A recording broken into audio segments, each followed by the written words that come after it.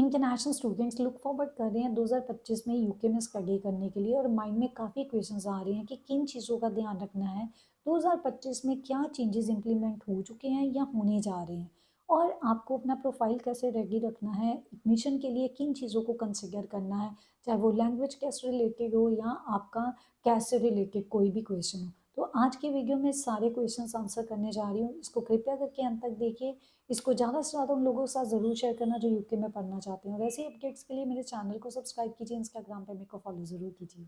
सबसे पहले maintenance cost की बात करें तो अब ये बढ़ चुकी है 2025 में इंटरनेशनल स्टूडेंट्स के लिए। मेंटेनेंस कॉस्ट मीन्स आपका लिविंग एक्सपेंस।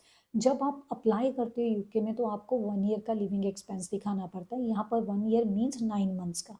तो अगर आप इनसाइड लंदन अप्लाई कर रहे हैं तो उसके लिए 1483 GBP पर मंथ के हिसाब से 9 मंथ्स का आपको कॉस्ट दिखाना पड़ेगा। अगर आउटसाइड लंदन कर रहे हो 1136 अगेन मल्टीप्लाइड बाय 9, टोटल जितना आता है वो आपको कॉस्ट शो करना पड़ेगा। तो ये 28 डेज ओल्ड फंड्स होते हैं। सो गाइज ये कॉस्ट शो करना मैंडेटरी रहता है, आपको प्रूफ देना पड़ता है कि लंदन में अगर आप जाते हो या आउटसाइड लंदन जाते हो तो आपके पास इनफ फंड्स हैं ताकि आप अपना लिविंग एक्सपेंस बेयर कर सकें। तो ये अगर इंडियन रुपीस में कन्वर्ट करें तो 1.5 lakh on an average inside London, 1,10,000 outside London, ये आपको ज़्यादा शो करना पड़ेगा as compare to previous year. इसी के साथ दूसरा टेक्निकल चेंज कैश लेटर को लेके है। अभी कैश लेटर में आपके एजेंट का नाम भी आना शुरू हो जाएगा जो पहले नहीं था। अभी तक आपका एजेंट का नाम कैश लेटर पे नहीं आता था, सिर्फ आपके डिटेल्स आती थी, लेकिन कहीं ना कहीं मिससेल हुआ और एजेंट को ही रिस्पॉन्सिबल माना जा रहा है, इसीलिए एजेंट का नाम आएगा। उसी के साथ एजेंट्स के लिए मैंडेटरी हो गया है कि जो क्वालिफिकेशन फ्रेमवर्क है उसको क्लियर करना। इसी के साथ ग्रेजुएट रूट की बात करें तो वो कंटिन्यू रहेगा, इसमें कोई चेंज नहीं है। No doubt last year dependent visa UK ने बंद कर दिया था ड्यू टू सम रीजंस, क्योंकि इमिग्रेंट्स का नंबर बहुत ज़्यादा हो गया था। वो अभी भी कंटिन्यू है। एक्सेप्शंस जो हैं वो ऑब्वियसली फॉर रिसर्च प्रोग्राम वाले जो हैं पीएचडी करने जा रहे हैं, चाहे वो मास्टर का रिसर्च प्रोग्राम हो, उनके लिए एग्जेम्पशन है, और बाकियों के लिए डिपेंडेंट वीज़ा नहीं है। एनएचएस के चार्जेस ऑलरेडी बढ़ चुके हैं। सो ऑब्वियसली अगर आप 1 ईयर का प्रोग्राम लेते हो तो उसके चार्जेस अकॉर्डिंगली होते हैं। It is more than 1 lakh Indian rupees. अगर 2 ईयर्स का प्रोग्राम है उतने ज़्यादा है, 3 ईयर्स का प्रोग्राम है उतने ज़्यादा है। एक चीज़ आपको बताऊं, जो एनएचएस के चार्जेस रहते हैं ना, वो आपके प्रोग्राम की ड्यूरेशन पे डिपेंड नहीं होते, वो आपके वीज़ा की ड्यूरेशन पे डिपेंड होते हैं, क्योंकि इमिग्रेशन हेल्थ सर्विस सरचार्ज रहता है। तो ये मैंडेटरी होता है, क्योंकि जो हेल्थ सरचार्ज है ना, वहाँ पे हेल्थ सर्विस बहुत महंगी है यूके में, इसीलिए आपको एडवांस में पे करनी पड़ती है। नो डाउट कुछ कंडीशंस में अगर वीज़ा नहीं आता तो रिफंड हो जाती है, बट भगवान करे सबका वीज़ा आ जाए, रिफंड की नौबत ही ना आए। तो स्टूडेंट्स ये चीज़ आपको ध्यान में रखनी। अब बात करते हैं लैंग्वेज टेस्ट को लेके। लैंग्वेज टेस्ट में होम ऑफिस अपनी एंट्री करने जा रहा है। अब होम ऑफिस भी कंडक्ट करेगा आने वाले टाइम में अपना लैंग्वेज टेस्ट। ये उम्मीद की जा रही है 2026 पे एग्जीक्यूट हो जाएगा, लेकिन 2025 में भी वो सप्लायर ढूंढ रहे हैं, उनको एग्ज़ाम भी सेट करना है और भी काफ़ी चीज़ें करनी है। तो ऑब्वियसली एक टाइम कंज्यूमिंग है। 2025 में हम बैकएंड पे ही काम कर रहे हैं। अभी अभी तक जो लैंग्वेज टेस्ट एक्सेप्टिंग है, SELT secured English language test, उसमें आइल्स आ जाता है, यूकेवीआई आ जाता है, पीटी का एग्ज़ाम आ जाता है, ट्रिनिटी कॉलेज लंदन का एग्ज़ाम, लैंग्वेज सेट का।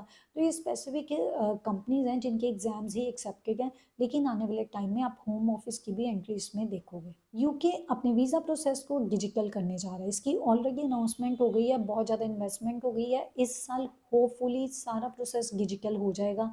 उम्मीद कर रहे हैं कि आने वाले टाइम में स्टिकर वीज़ा बिल्कुल बंद होके ई वीज़ा ही शुरू हो जाएगा। तो अभी तो वो जो इनसाइड लंदन है ऑलरेडी या इनसाइड यूके हैं, उन्होंने ऑलरेडी अपनी इन्फॉर्मेशन अपडेट कर दी है। कुछ लोगों को कंफर्मेशन आई भी जा रही है। यूके में क्यों पढ़ना चाहिए और किन चीज़ों का ध्यान रखना चाहिए। सबसे पहले, यूके में अगर आप पढ़ते हो, इन केस आपका प्रोफाइल का कोई भी एरिया वीक है, जैसे लैंग्वेज टेस्ट की बात करें, आपके स्कोर्स नहीं आ रहे जो आपको डायरेक्ट एंट्री करवाते हैं डिग्री प्रोग्राम में, तो उस केस में आपके लिए पाथवेज रहते हैं। Foundation programme, international year 1 programme, pre master programme, ये प्रोग्राम्स आपको हेल्प करते हैं कि आप डिग्री प्रोग्राम में आगे एडमिशन करें, एक पाथवे का काम करते हैं। आपको यूके के जो एजुकेशन है, वहाँ का जो स्टडी का कल्चर है, उसका पता चल जाता है।